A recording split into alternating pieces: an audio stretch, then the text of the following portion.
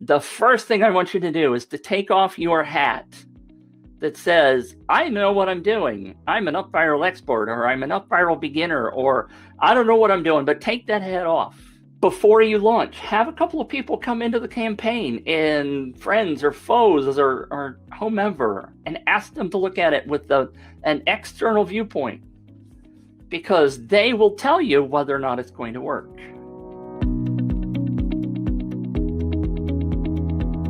This first campaign, what I'm struggling with here is that this is not grabbing my attention, even if I like terrifying audiobooks. People don't yet understand what the book is, and here you are telling them they only need 15 points. They don't know anything about points yet. They don't even know about the book yet. Sounds like you're giving them the book for free, but usually when you say enter to get this, that kind of sort of implies a contest. So am I going to get it for free or not? If I have to earn points, I'm out, because I don't understand what it's going to take to get those points.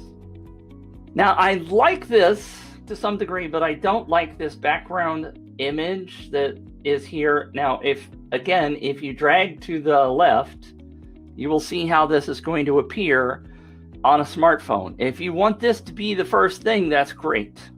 People do not like reading a long paragraph. Break this up. You got plenty of room to break this up. There's nothing below this, so it's okay to stretch this out a little bit. I know you were trying to make it look like the same size. Often I recommend that people put the eligibility like down here. If you say must be 18 or older to enter, this image is good, but it's not grabbing my attention. Again, you gotta imagine if somebody is scrolling Facebook and they see this. Now, they are obviously gonna recognize your guy, and that's cool. But why not have some words about, imagine this on your wall, win this poster right now. Make 2020 even more memorable by becoming a triathlete. Now this gets a bell. Christina gets it. Christina is talking about the pain point or the joy or the emotional side of this right off the bat. Now, I know you have a split test. Now, I confess, I have done radical split tests like this. Yes, I have. I confess.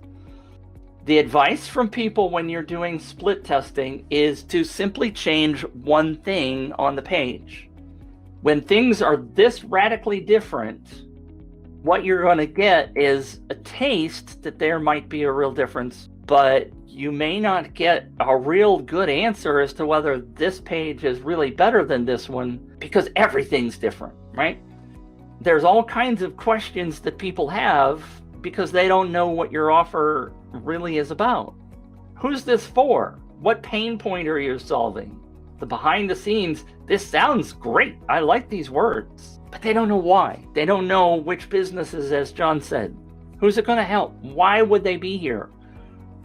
Give me the why, the pain, the who, the what. You're offering some surprises and prizes, but they don't understand what those are either. Why aren't you telling them? Is it $5,000? Is it a penny? This says you need 900 more points. You've currently got 0. Now, I just registered, but I don't like ever seeing a campaign that has 0 points when I do something. I'm saying that so that people are aware that you always need to give people points when they sign up. And be careful of what your incentives are and why they need 900 points, because 900 sounds like an awful lot of work. It's not necessarily about the value.